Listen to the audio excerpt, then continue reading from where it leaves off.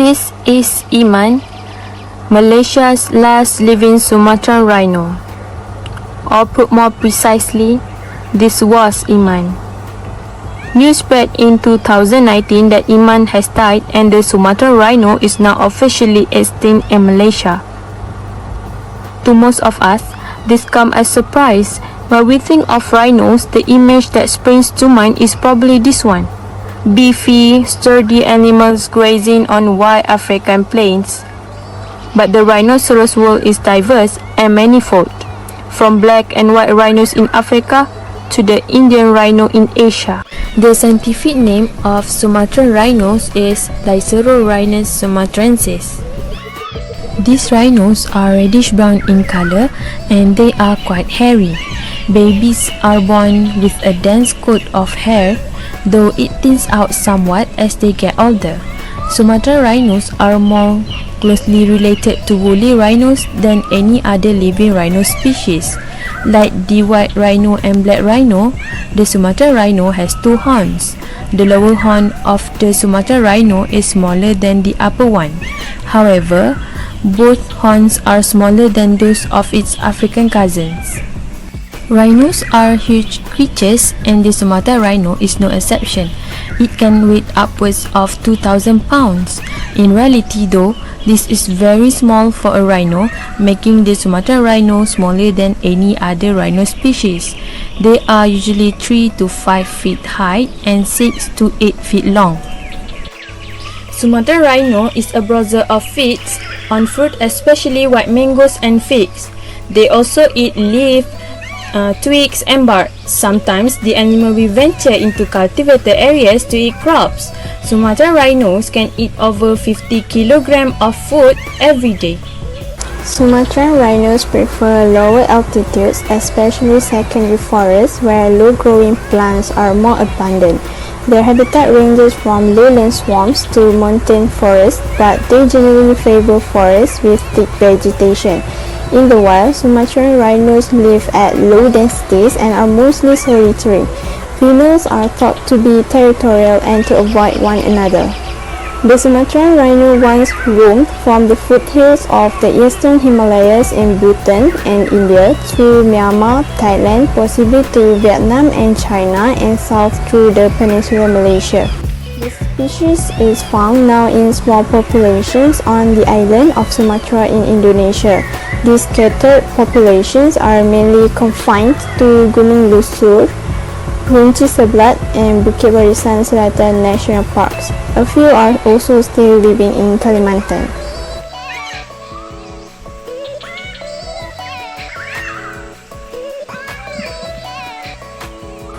Females are thought to reach sexual maturity at 6 to 7 years, while males reach sexual maturity at 10 years.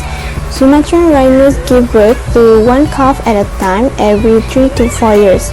Calves are born from October to May, which corresponds with the region's rainy season. Calves gain independence at 16 to 17 months and may join other juveniles before taking up a solitary lifestyle. The longest surviving Sumatran rhino in captivity is estimated to be about 35 years of age as of 2020. It is believed that in the wild, Sumatran rhinos can live to about 45 years of age. Trade, a word that made Sumatran rhinos on planet Earth, is under siege from all sides. Facing down all this trade, they've been made the main character of endangered of Sumatran's rhino issue. While surviving in possibly greater numbers than the Java rhino, Sumatran rhinos are more threatened due to habitat loss and fragmentation.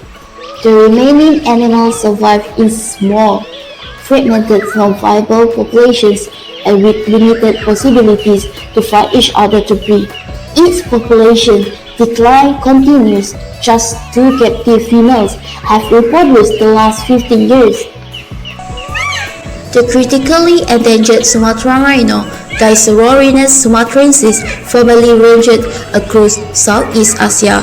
The Sumatran rhinoceros Dicerorhinus sumatrensis is characterized as critically endangered on the IUCN Red List. It has been extirpated from below 99% of its former range is threatened by poaching for its hood and has proven difficult to breed in captivity.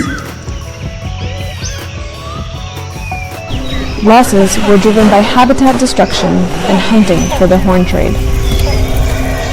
That decline advanced and accelerated, and populations began to separate from each other.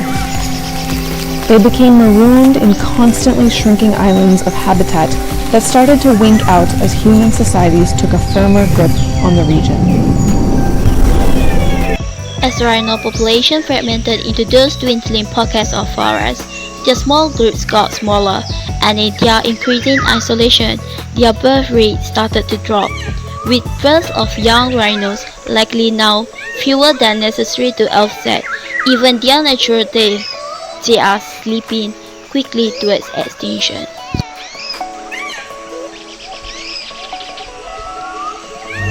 A quality chain of conservation organizations has joined together to save those species. The project called Sumatran Rhino Rescue aims to locate wild rhino and safely transfer them to a nearby sanctuary. There, scientists and wildlife managers will assist in the rhino reproduction and care. Fundraising is also underway to build additional sanctuaries and breed more rhinos. Eventually, when a healthy population exists, the rhino will be reintroduced into the wild. Started probably in 2012 or 2013, that is when they started doing the over pickup and a process they call ICSI, Intracytoplasmic sperm injection, whereby they use one only sperm and they inject it into the egg and they incubate it and hope for the embryo. The other option is natural breeding, but the animals are not fit for natural breeding, and Iman has got a lot of tumors, biopsies, every problem that you can imagine, but the good thing is they are still fertile. So now the idea is to collect as much as possible, because in maybe next 10 or 20 years, the technique will be fine-tuned and will be successful. So now they collect the sperm and egg and freeze them, collect skin cell and culture them in the lab and keep them for the future. WWF partners with Sabah Wildlife Department, Sabah Forestry Department, the Royal Malaysia Police and other NGOs to strengthen the enforcement activities in the forest reserve. Protection against poaching is especially important in Borneo because the smaller the size the remaining population, the less its chances of survival. A natural rhino breeding program is a part of strategy to improve this, maintaining natural forests, restoring degraded ones, and strengthening the enforcement are vital steps for the continued survival of rhino in Sabah. Some Malaysian artists also create their awareness by art. They hope to create awareness of these beautiful creatures. With a change of mindset and a dedicated conservation effort, perhaps someday we might just able to increase their numbers.